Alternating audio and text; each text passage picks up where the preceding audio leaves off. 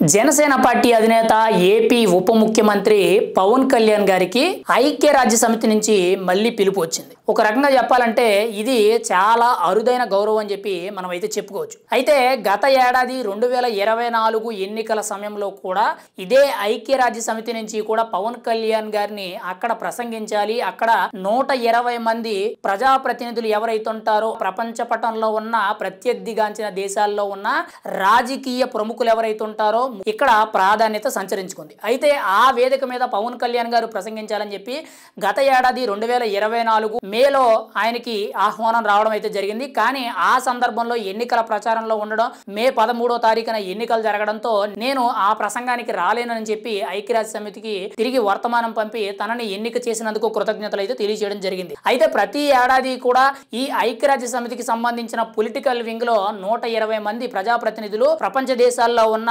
రాజకీయ ప్రముఖులను అయితే ఇన్వైట్ చేయడం అయితే జరుగుతుంది. గత ఏడాది ఆల్రెడీ పవన్ కళ్యాణ్ గారికి అవకాశం దక్కింది.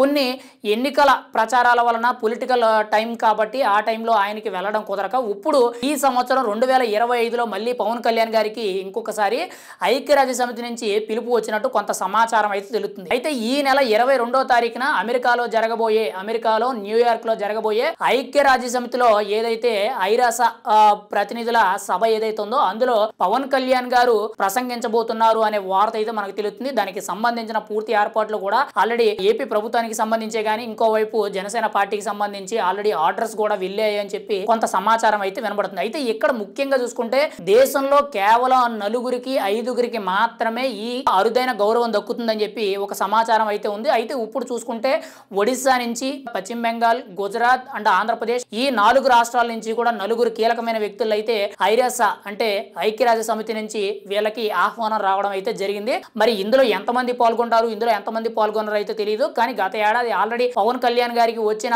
ఒక అరుదైన గౌరవాన్ని ఆయన అప్పుడున్న పొలిటికల్ బిజీ వలన ఆయన వెళ్ళడం కుదరలేదు. వాళ్ళకి కృతజ్ఞతలు తెలియచేయడం మాత్రమే జరిగింది. కానీ ఈసారి పవన్ కళ్యాణ్ గారు వెళ్తారు, ఐక్యరాజ్య సమితి వేదికగా పవన్ కళ్యాణ్ గారు అయితే అక్కడ ప్రసంగిస్తారు అని చెప్పి ఒక వార్త అయితే పెద్ద ఎత్తున ప్రచారం జరుగుతుంది. ఖచ్చితంగా పవన్ కళ్యాణ్ గారు ఈ నెల 22న ఐక్యరాజ్య సమితి వేదికగా ఆయన ప్రసంగించినట్లయితే ఒక అరుదైన రికార్డు, ఒక అరుదైన గౌరవం అనేది దక్కినట్లయిన మనం అయితే చెప్పుకోవచ్చు. ఎందుకంటే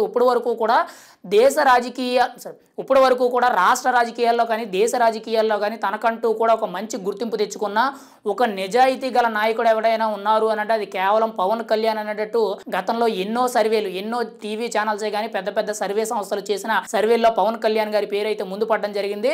ఖచ్చితంగా అలాంటి నిజమైన వ్యక్తికి ఇటువంటి అరుదైన గౌరవం దక్కడం అనేది చాలా గొప్ప విషయం అనేటట్టు ప్రతి ఒక్కరు కూడా సోషల్ మీడియాలో ప్రశంసలు కురిపించడం అయితే జరుగుతుంది. అయితే పవన్ కళ్యాణ్ గారికి ఐక్యరాజ్య సమితిలో ఆహ్వానం రావడంతో జనసేన పార్టీ శ్రేణులే కానీ ముఖ్యంగా నాయకులు, పార్టీ కార్యకర్తలు, అభిమానులు ఎవరైతే ఉన్నారో వీళ్ళందరూ కూడా ఈ వీడియోలు, పోస్టులు ఏవైతే ఉన్నాయో వాటిని సోషల్ మీడియాలో పెద్ద ఎత్తున వైరల్ చేయడం అయితే జరుగుతుంది. ఇది మా నాయకుడి యొక్క నిజాయితీ, ఇది మా నాయకుడి యొక్క గొప్పతనం అనేటట్టు ప్రతి ఒక్కరు కూడా ప్రశంసించడం జరుగుతుంది. మరి ఐక్యరాజ్య సమితిలో ప్రసంగించడానికి పవన్ కళ్యాణ్ గారు వెళ్తారా లేదనేది మనం అయితే చూడాలి. గత ఏడాది అయితే ఆయనకి ఎన్నికల బిజీ వలన ఆయన వెళ్ళడం జరగలేదు. కానీ ఈసారి వెళ్లే అవకాశం ఉంది అనేటట్టు దానికి సంబంధించిన ఏర్పాట్లు కూడా చేస్తున్నట్టు కొంత సమాచారం అయితే తెలుస్తుంది.